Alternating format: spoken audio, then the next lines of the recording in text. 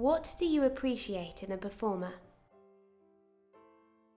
If someone is a good interpreter of the music, so if someone see really all the parameters what are composed and show me the meaning of this, his personal meaning of this, his interpretation of this.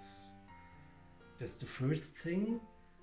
And the second is what I appreciate also very much is if someone is really able to play together with others. What is very intuitive, a lot of you clarinet players will know that this not describable feeling to be connected with a chamber partner without showing things, just be connected. And not all the players in this world are able to do that, but this is one thing what I appreciate really a lot.